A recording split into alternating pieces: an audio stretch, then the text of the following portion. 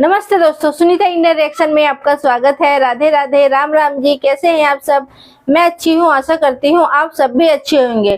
तो दोस्तों, मैं यहाँ पे आज बताने वाली हूँ आज के वीडियोस के माध्यम से आपको कि सीमा हैदर के बच्चों को स्कूल में एडमिशन मिल चुकी है। और सीमा हैदर के बच्चों को एडमिशन स्कूल में क्यों मिली और किस वजह से मिली, क्योंकि इनके पास आधार कार्ड बिल्कुल भी नहीं थी। और जो पहले के आधार कार्ड इन्होंने बनवाया था वो फर्जी तरीके से बनवाया था, जाली आधार कार्ड, तो उससे तो बच्चों की एडमिशन नहीं हो सकती है। तो इस क्लिप के माध्यम से जानेंगे पूरी बातें और पूरी जानकारी। तो देखो, अगर किसी के किसी के सर पे हाथ अगर बड़े बड़े लोगों के अगर आ जाए ना तो सब कुछ हो जाता है। तो आज यही हो रहा है यहाँ पे हमारे हिंदुस्तान के अंदर। इनके बच्चों के पढ़ाई के हम खिलाफ नहीं है, देखो, लेकिन बच्चों को सबको पढ़ने का हक है, लेकिन हमारे हिंदुस्तान में इस बच्चों को पढ़ने का हक नहीं बनता है अभी, क्योंकि इनका कोई भी डॉक्यूमेंट नहीं बना हुआ है यहाँ पे। और ये पाकिस्तान के बच्चे हैं, पाकिस्तान में पढ़ना चाहिए, इनको पाकिस्तान जाना चाहिए यार अपने बाप के साथ। इस तरह से हमारे हिंदुस्तान में क्यों ये लोग मतलब गलत तरीके से बच्चों को एडमिशन करवा रहे हैं, और वो भी सरकारी स्कूल में। ये भी नहीं कि प्राइवेट है, सरकारी स्कूल में। सरकारी स्कूल में आपको पता है ना, इतनी इतनी सी भी गलती होती है तो बच्चों को एडमिशन नहीं करते हम लोग, ताकि हम लोग हिंदुस्तानी है फिर भी 10 दफे दौड़ाते हैं। तो सीमा हैदर के बच्चों को कैसे एडमिशन हुआ? तो बस वही है, बड़ी ताकत सर पे है उसके, इसका मतलब गुंडागर्दी है सरासर यहाँ पे। तो अगर मेरे चैनल में नए हैं तो चैनल को सब्सक्राइब, वीडियो को लाइक जरूर करें। तो चलिए देखते हैं क्लिप, और आप लोगों का राय क्या है कमेंट करके जरूर बताना। ओ साहब, क्या पहली बार ऐसा हुआ है? और भी तो आतंकवादी आते हैं तो आप उन्हें तो बेल दे देते हैं। और भी तो आतंकवादी आते हैं तो आप उन्हें तो बेल दे देते हैं। और भी तो आतंकवादी आते हैं तो आप उन्हें तो बेल दे देते हैं। उन्हें तो बेल मिल जाती है पटियाला हाउस कोर्ट से, उनके तो डिस्चार्ज हो जाते हैं, वो तो बरी हो जाते हैं। जो आतंकवादी हैं, जिन्हें एनआईए कोर्ट ट्रायल कर रही है, जिनको दिल्ली पुलिस की स्पेशल सेल ट्रायल करती है, उन पे आप कुछ नहीं करते। ये है जी SDKV रघुपुरा, ठीक है जी। एक साइड है और वहाँ से पता चला है कि शांति देवी कन्या विद्यालय रघुपुरा, शांति देवी कोई स्कूल है जी। वहाँ ये बच्चियाँ जाती हैं, पढ़ती हैं। और जो हैरत अंगेज़ बात है वो ये है कि ये सरकारी स्कूल है। पढ़े तो इट्स गुड, बच्चे पढ़ने चाहिए, लेकिन इनलीगल काम हो रहे हैं, हमें उसकी तकलीफ है और हम उसके बारे में बात करना चाहते हैं। बच्चे बहुत अच्छी बात है, पढ़ रहे हैं, पढ़ने चाहिए, घर में पढ़ने चाहिए, बाहर नहीं पढ़ सकते तो। लेकिन जब ये कहा जाता है कि जी ऐसा मुमकिन ही नहीं है, हो ही नहीं सकता, आधार नहीं है, फला नहीं है, बच्चे स्कूल जा नहीं सकते, ये सब झूठ बोल रहे हैं। वो बच्चे भी स्कूल जा रहे हैं और गवर्नमेंट के स्कूल में जा रहे हैं, वहाँ पढ़ रहे हैं। तो अभी वो मैं स्कूल का नाम भी आपको बताऊंगा और दूसरी चीज़ें बताऊंगा, और फिर उसके बाद बताऊंगा कि आपने देखा होगा मिथिलेश भाटी, गीता भाटी, बहुत से लोग बेइंतहा वीडियोस आपके सामने आएंगी, जिसमें पता चलेगा कि इन लोगों ने कितना विरोध किया था, इन लोगों ने कितना प्रोटेस्ट किया था, लेकिन इन लोगों को कितना खामोश करके बिठा दिया गया। उसके बाद कोई आवाज़ नहीं आई, ठीक है। अब यहाँ पे जो आज की आपके साथ मैं डिस्कशन करूँगा वो ये करूँगा कि ऐसा नहीं है जिस वो कहते हैं कि वहाँ के जो MLA हैं वो कहते हैं जी हम वेलकम किया है रघुपुरा में, उसको किसी ने वेलकम नहीं किया।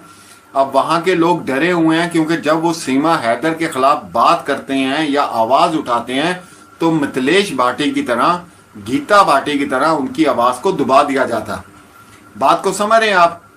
सब विरोध कर रहे हैं, सब इसको नहीं चाहते रघुपुरा में, लेकिन पावर इतनी है कि जो भी बात करना चाहता है उसकी आवाज़ को दबा दिया जाता है। जिसकी सबसे बड़ी मिसाल मिथिलेश भाटी आपके सामने आई, जिनके वो लप्पू उन्हीं ने नाम रखा था, और वो बड़े फिर उन पे केस भी हुआ और सारा कुछ हुआ कि बच्चों का एडमिशन हो ही नहीं सकता।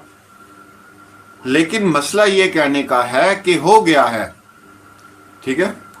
और जो बच्चियों का हो गया है, क्योंकि वो बच्चियों का है स्कूल, और लड़के का कहीं और हुआ है। अभी उसका भी पता चल जाएगा कि किस जगह पे हुआ। तो ये मैं आपके सामने लेकर आ रहा हूँ।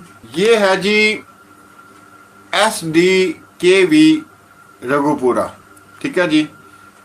एक साइड है और वहाँ से पता चला है कि शांति देवी कन्या विद्यालय रघुपुरा। शांति देवी कोई स्कूल है जी, वहाँ ये बच्चियाँ जाती हैं, पढ़ती हैं। और जो हैरत अंगेज़ बात है वो ये है कि ये सरकारी स्कूल है, ठीक है जी। ये सरकारी स्कूल है, ये आप देख सकते हैं।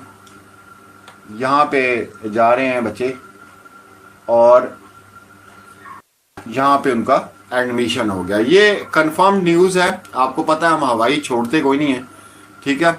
और इसके बाद मैं आपको एक दो पिक्चर और दिखाता हूँ, वो भी आप देख लें। इसमें गर्ल्स जा रही हैं, छोटी बच्चियां जा रही हैं गुलाम हैदर की, लेकिन बेटा जो है वो नहीं जा रहा। शांति देवी गर्ल्स स्कूल है रघुपुरा में, सब लोग जानते होंगे रघुपुरा वाले। तो वहाँ पे ये बच्चे जा रहे हैं। तो यहाँ से बहुत सवाल खड़े होते हैं, बहुत ज़्यादा सवाल खड़े होते हैं कि एडमिशन करवाया गया सरकारी स्कूल में, करवाया गया, प्राइवेट भी नहीं कराया गया, ठीक है ना। प्राइवेट भी नहीं कराया गया भाई, सरकारी स्कूल में कराया गया। तो इसका मतलब कि कोई ऐसी ताकत, पावर है जिसकी वजह से ये सारा काम हुआ है। बच्चों के पढ़ने से, फिर बार बार कह रहा हूं, बच्चों के पढ़ने से प्रॉब्लम नहीं है। प्रॉब्लम किससे है? प्रॉब्लम इससे है कि लॉ को बार बार तोड़ा जा रहा है। पूरा में जितने भी लोग हैं वो अगर इसको शांति देवी गर्ल्स जो स्कूल है उसको जानते होंगे, ठीक है।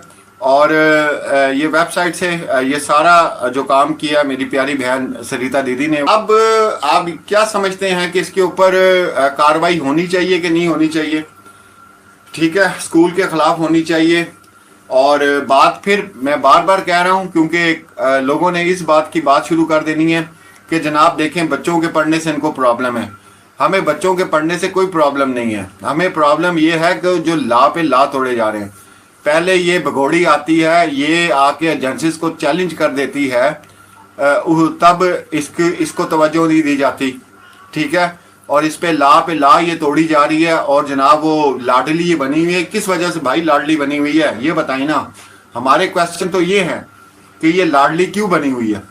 एक और बात जो मैं बहुत ज़रूरी इस वक्त आपसे करना चाहता हूँ, वो ये करना चाहता हूँ कि जो लोग कहते हैं जी रघुपुरा के लोग जो है वो आवाज़ नहीं उठाते, रघुपुरा के लोगों को पता नहीं क्या होगा। भाई रघुपुरा के लोग आवाज़ कैसे उठाएं? जो आवाज़ उठाता है उसकी आवाज़ दबा दी जाती है। अब आवाज़ कैसे उठाई बताएं आप? आवाज़ कैसे उठेगी जब आवाज़ ही दबा दी जाती है? कोई भी विरोध करता है, कोई भी कुछ करता है। AP सिंह ने मिथिलेश भाटी को जो नोटिस भेजा था वो असल में डराने का था। उन्हें डराया गया कि कोई भी इनके खिलाफ आवाज़ उठाएगा तो फिर क्या होगा, वो मिथिलेश भाटी वाला हाल होगा, हम नोटिस पे नोटिस भेज देंगे और ऐसी की तैसी फेर के रख देंगे। मेन चीज़ ये है, ठीक है, जिसकी वजह से लोग बेचारे कुछ नहीं कर सकते। लोग अपने काम करें, सुबह दफ्तरों पे जाएं, खेती बाड़ी जो भी करें वहाँ पर। वो कहता है भाई कौन कोर्ट कचहरी के चक्कर में पड़ता है, क्या होता है, छोड़ो। तो इसी वजह से वहाँ के लोग बेचारे कुछ नहीं कर सकते। आज हमने रघुपुरा के लोगों को भी क्लियर कर दिया है क्योंकि रघुपुरा के लोगों के ऊपर भी ये बात उठाई जाती है। आपको पता है कि जब पावर का इस्तेमाल होता है या पैसे का इस्तेमाल होता है तो वहाँ पे गरीब की कहाँ सुनी जाती है? कभी भी नहीं सुनी जाती, ठीक है, कभी भी नहीं सुनी जाती पूरी दुनिया में। खाली ये नहीं कि इंडिया पाकिस्तान, पूरी दुनिया में। तो वहाँ पे ताकत का भी इस्तेमाल हो रहा है और पैसे का भी इस्तेमाल हो रहा है। फुल सपोर्ट है MLA की और इसके ऊपर लोगों को बड़ी मिर्चें लगी हैं। आपको नहीं पता कि लोग लाइव पे अल्लाह के लिए, सरिता बहन के लिए और मेरे लिए क्या क्या लफ्ज़ इस्तेमाल कर रहे हैं। उन्हें तकलीफ इस चीज़ की हो रही है कि ये असल मुद्दे पे पहुँच गए हैं।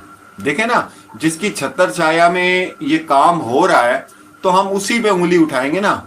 इसमें इसमें हुकूमत का कोई कसूर नहीं है, इसमें एजेंसीज का कोई कसूर नहीं है, क्योंकि जब कोई भी हुकूमत आती है वो एरियाज बांट देती है, ठीक है ना। एमएलए उसमें होते हैं, उनको इस चीज से होता है सरोकार कि भाई क्या करना है क्या नहीं करना।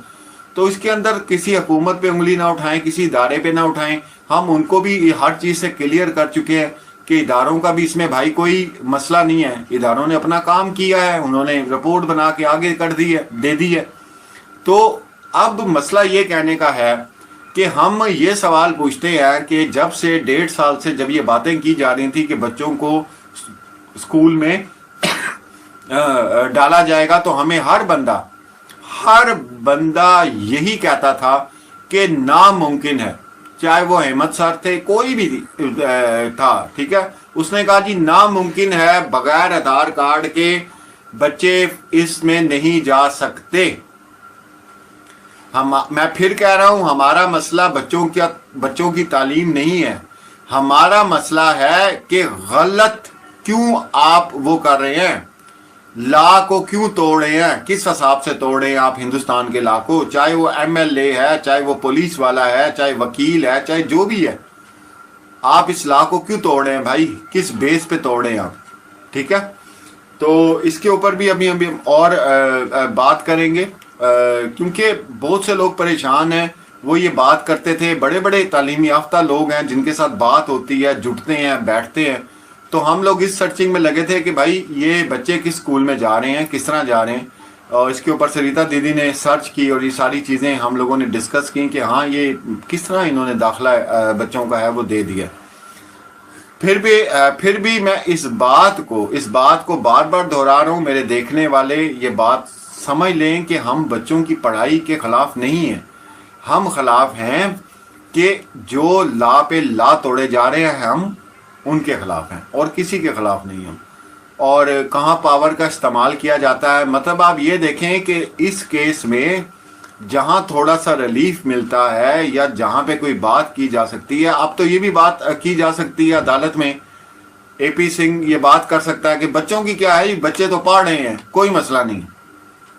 अब यहाँ पे जज साहब को पूछना चाहिए भाई बच्चे किस हिसाब से तुमने सरकारी स्कूल में डाल दिए, चलो प्राइवेट होता तो वो हो जाता है मसला, सरकारी स्कूल में कैसे जो है वो डाल दिए गए। तो ये बड़ा एक बहुत बड़ी चीज़ है, और वाकई ही फिर वो फेस वही है जिनको हम आपके सामने लाते हैं। लोगों की चीखें फिर इस वजह से निकलती हैं, फिर सही निकलती हैं ना, फिर सही निकलती हैं।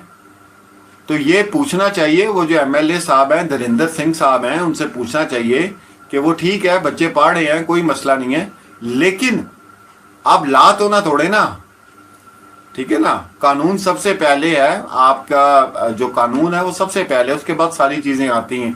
तो दोस्तों आपने ये क्लिप पूरा देखा, आपने जैसे इसमें बताया गया है रघुपुरा के सब लोग डरे हुए हैं सीमा हैदर से। ऐसे नहीं कि सीमा हैदर के खिलाफ कोई आवाज नहीं उठाता, सभी आवाज उठाना चाहते हैं और उठाते भी है, लेकिन उनका आवाज दबा दिया जाता है। मतलब इतना गुंडागर्दी, इतना मतलब दहशत फैला के रखी हुई है रघुपुरा के अंदर, रघुपुरा के पूरे हिंदुस्तान के अंदर ही क्या दहशत फैला रखी है। तभी तो सभी यूट्यूबरों को हमेशा धमकियां देती रहती है, कभी कुछ बोलेगी कभी कुछ बोलेगी, लेकिन उसके खिलाफ कोई कुछ भी ना बोले। उसका कहने का मतलब है वो किसी को कुछ भी बोले लेकिन उसके खिलाफ कोई कुछ ना बोले।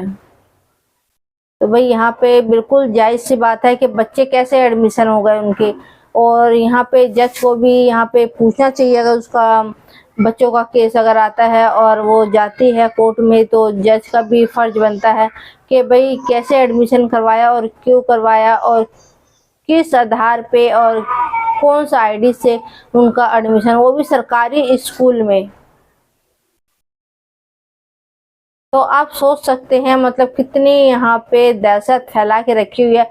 अगर सीमा हैदर 10 साल हिंदुस्तान में रह जाएगी फिर तो इसका दहशत और बढ़ जाएंगे, और उसके साथ साथ इसके बच्चे बड़े होंगे तो इसका बच्चे क्या करेंगे, फिर क्या शिक्षा मिलेगी बच्चों को, आप सोच सकते हैं। मुझे तो नहीं लगता फिर बच्चे सीधे रास्ते पे चलेंगे। तो आप लोगों की राय क्या है कमेंट करके जरूर बताना, और इसी तरह से रिएक्शन वीडियो देखने के लिए मेरे चैनल को सब्सक्राइब करें, वीडियो को लाइक करें, बेल आइकन को दबाएं ताकि आने वाली वीडियो आपको सबसे पहले मिले। तो आज के लिए इतने दोस्तों, फिर मिलते हैं किसी नेक्स्ट वीडियो में, तब तक के लिए जय हिंद जय भारत।